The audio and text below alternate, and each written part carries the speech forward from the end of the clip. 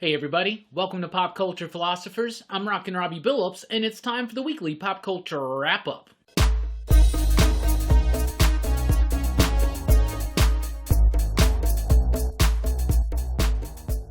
That's right, everybody. Thanks for checking out the video. I am Rockin Robbie Billups. This is the weekly pop culture wrap-up. It's the show where I go over the week's pop culture news, mostly comic books and movies, but before we get into that, gotta give a big shout out to PDX Doug over at patreon.com/PCP. Homie, thank you so much for throwing in your support. We really do appreciate it. And on behalf of everybody here at the excitable PCP crew, station, let's get right into the wrap-up with some comic book announcements. Radiant Black #1 debuts from Image Comics in February 2021.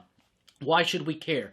Radiant Black is billed as Power Rangers meets Invincible. So it's yet another superhero title from Image Comics. Those don't come quite as often as they used to, but it's always exciting when we get a new one. Like Stealth, for instance. Stealth was great, so I'm excited for this one. It's like Power Rangers meets Invincible, and it's written by Kyle Higgins with artwork by Marcelo Costa. The artwork looks great, and Kyle Higgins is not just a former writer of Power Rangers. He's the one who came up with Shattered Grid, Lord Draken, some of that most exciting Power Ranger stuff that's ever been done in Power Rangers lore.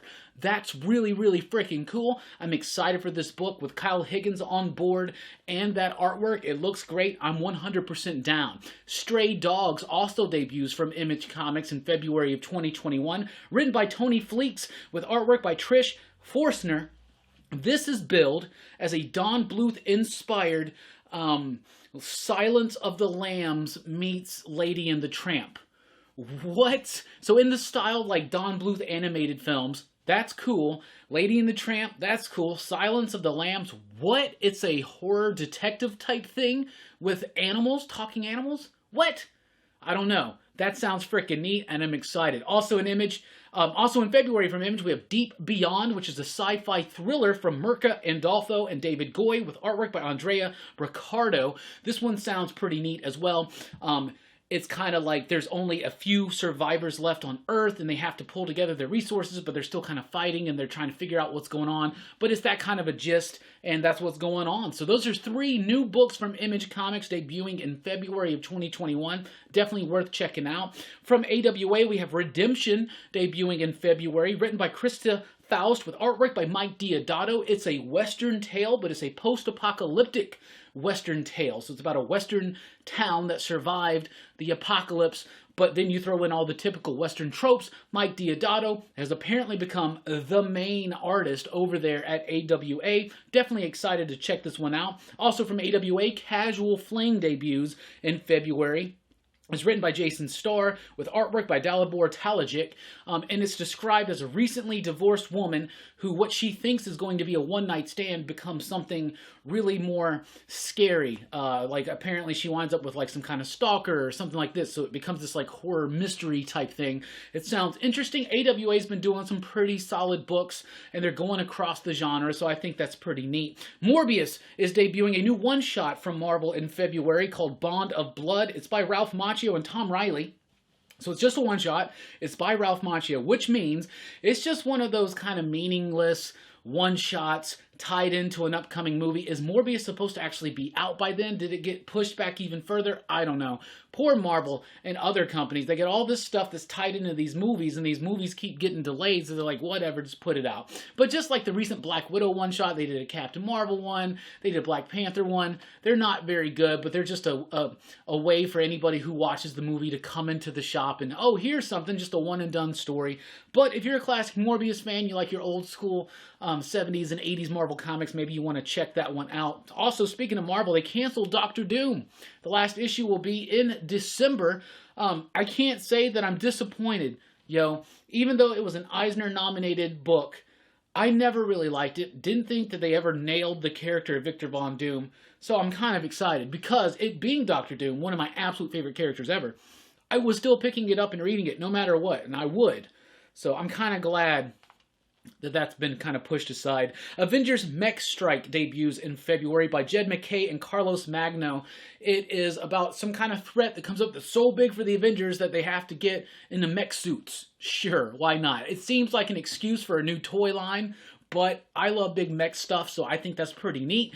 The book itself may just be okay, but the toys that spin out of it could be pretty neat. Not saying they're going to be toys, but there might be. Got a couple one-shots for King in Black. First up, Captain America. Why should we care? First of all, Danny Lore is the writer. Very, very excited for that. I'm a big fan of their work, including Queen of the Damned from Vault Comics. I thought that was exceptional, so I'm very excited to see them tackle Captain America, even though it's just a one-shot during King in Black. By the way, everything is going King in Black. If the main series is not going to tie in, they're doing a one-shot. Black Panther by Jeffrey Thorne and Herman Peralta. That's another one-shot tied into King in Black. Really excited for this one because I think Peralta is a hell of an artist, and I really, really like his work, and I really want to see more of it. So that's super, super exciting for me.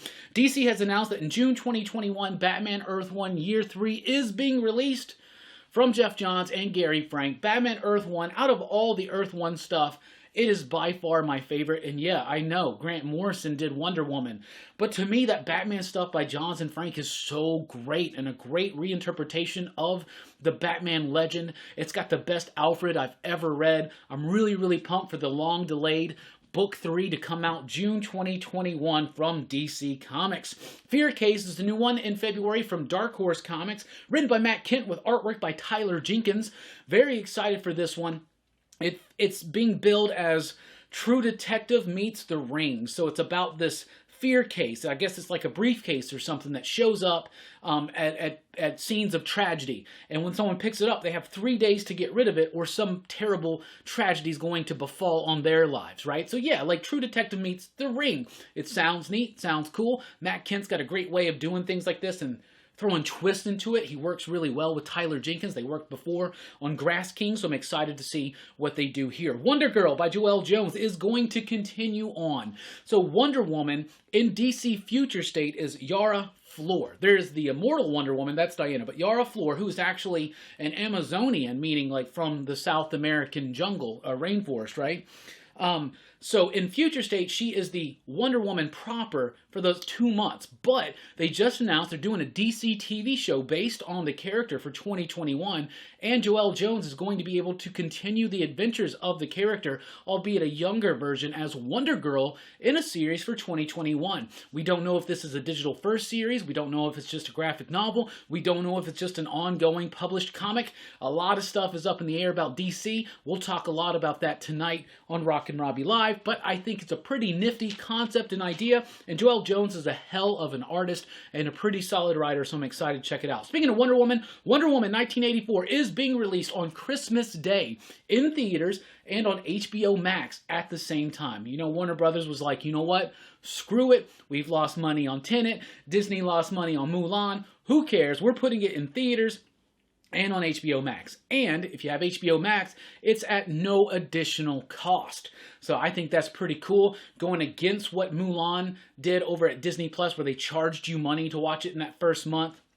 I think it's a nifty idea. You got to go ahead and get these movies out in some kind of way. First of all, we need some entertainment. We need to keep the superhero movies in people's brains, or eventually maybe we'll just forget and just kind of move on. Who knows? But I'm excited to finally get Wonder Woman 1984 on Christmas Day via HBO Max. Scream 5 has revealed its official title, also wrapped filming. The official title of Scream 5 is Scream.